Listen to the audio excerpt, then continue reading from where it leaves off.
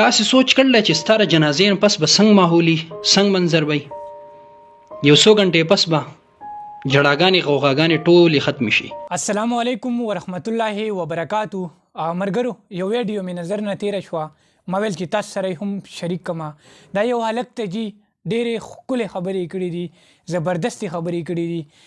راځئ دا ویډیو را سره تر اخره پورې وګورئ او نورو ملګرو سره هم مخکې ځان سره شیر کړئ. راځئ زو د ویډیو طرف. تاسې سوچ کړلی چې ستا د جنازې نه پس به څنګه ماحولي څنګه منظر وی یو څو غنټې پس به جړاګانې غوغاګانې ټولې ختمې شي او ستا د خاندان خلک به د راغلي میلمنو د خپلو خپلوانو او ستا د ملګرو د خوراک په ارینجمنټس کې بیزي شي.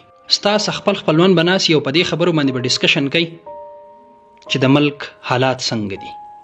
څه خلک به ستا فیملی ته کالز کوي چې خفه نه شئ، موږ د ایمرجنسي د وجې نه در نه راغلو او الله دې پلان کې وبخي، موږ ورته ډیره دعا کوو.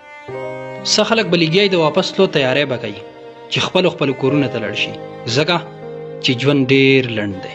څه خلک به ستا د خاندان په دې خبرو باندې بحث مباحثه کوي چې ما ډیرې پیسې ولګولې او ده لږې ولګولې، ما ډیره خرچه وکړه او ده لږه خرچه وکړه.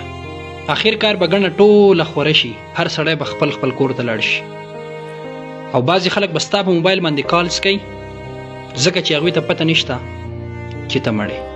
یو څو ورځې پس به ستا بچي په خپلو کارونو شي او چار چاپیره چې څنګه ماحولو هر څه به قشانتې رواني. که یو څو ورځې پس ستا په ګاونډ کې د چا واده و نو هغوی به خپل واده ښه په سور سار سره کوي. په شپږو میاشتو کې به ستا کور والا ټي وي ته ناسي کامیډي به ګوري او خاندي به.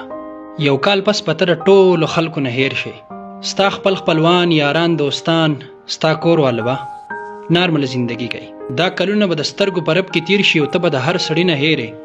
ډیر کم خلک به چې هغوی ته به ته یادې. وسته ما ته ووایه چې دا خلک به تا دومره په اسانه باندې هیر کي نو بیا ته خپل دا ژوند د چا دپاره کوې؟ ټول ژوند ستا په دې کې تیر شي چې خلک به څه وایي او خلک به څه سوچ کوي. خپل ژوند خپل د ځان دپاره تیر کا، هیڅ څوک هم د چا پروا نه کوي. ښه ملګرو، تاسو یقینا چې تاسو به ویډیو کتلی وي او پوره عبرت مو به ترې اخیستی وي. موږ ته خپله رایې کمنټس کې ضرور راکئ. ما شاید من د خیروال ته راکئ اجازت. ښه د وباد بریالي اوسئ. د لوی الله په امان.